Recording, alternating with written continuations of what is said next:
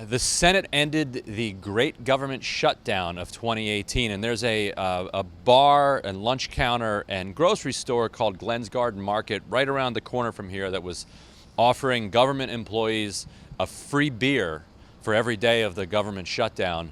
It ended so quickly that I hope that a few of them at least were able to come in the morning, get their free pint before they had to head back to work this afternoon.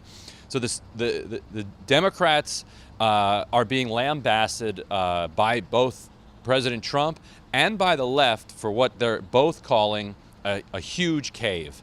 That's because they're more or less accepting a deal that was on the table last weekend, raising the question, well, what was this last 3 days about? The extra thing that they extracted from Mitch McConnell was a promise that he would put, or a promise that he intended to put, immigration legislation on the Senate floor for a vote.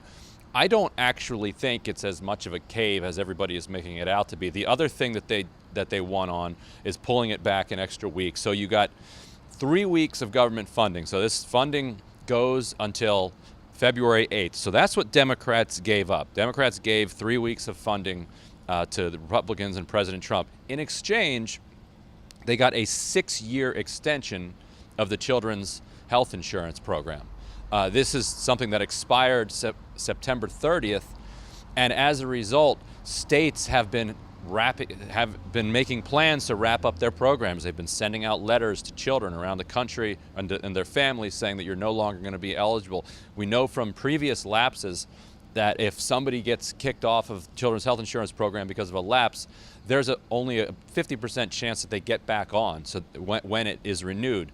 So you're certainly playing with children's lives here. To be able to get a 6-year extension in government terms is quite a long lifeline for that program. And in exchange, they gave up just these 3 weeks of government funding, plus a pledge that they will work on immigration.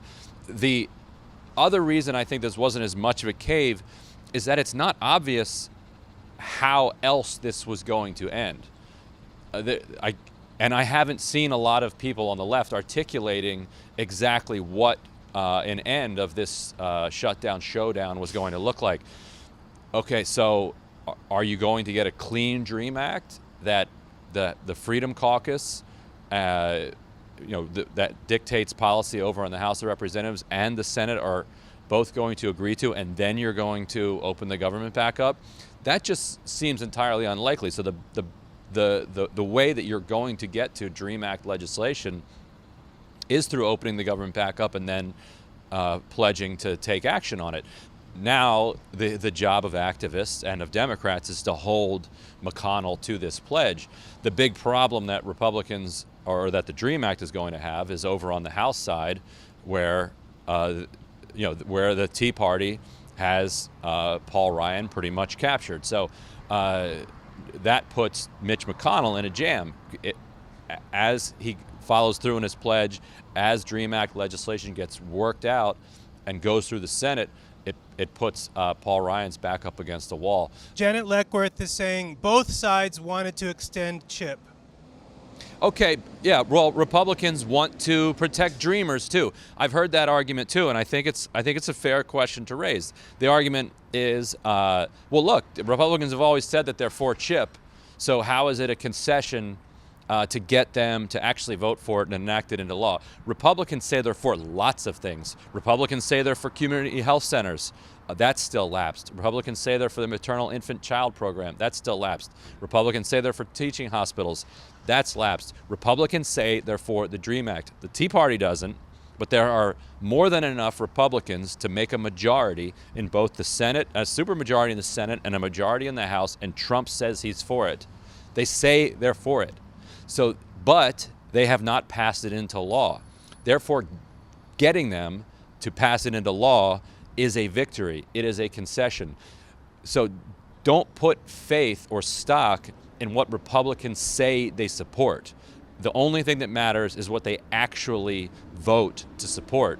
And as of now, it is January. The program lapsed in September, and they had not voted to support this program yet. So it is a genuine change. It is a concession. And I would turn it around and say, how is what you're arguing any different with regard to the DREAM Act, which they also say they publicly support. D. Tang was worried about Paul Ryan and the Hastert rule before you even brought that up. And he's saying, I don't see how it's a win because Paul Ryan will always block it. You said he was hostage to the Tea Party caucus. Is that the reason he's afraid he'll be removed as Speaker if he allows the DREAM Act to come up for a vote? Sort of. He's always worried that he's going to lose his job. But the reasoning would go like this.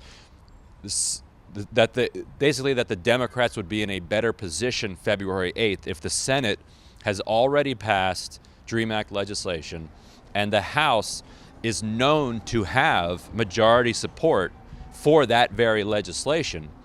And now February 8th comes and the government funding comes and Democrats are saying, look, you promised you would do this. We held up our end of the bargain, and now you and the Tea Party, the Freedom Caucus, are stalling everything. And once the blame is on the Freedom Caucus for belligerently shutting down the government, then Democrats are in a much better position than it was starting to turn out to be for them, which was Democrats shutting down the government for illegal immigrants. And what do illegal immigrants have to do with funding the government?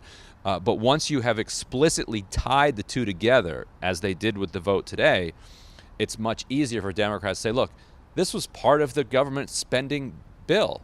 It was, we're going to do the DREAM Act, we're going to fund the government, we're going to have the debate, we're going to pass it, and everybody's going to get on board.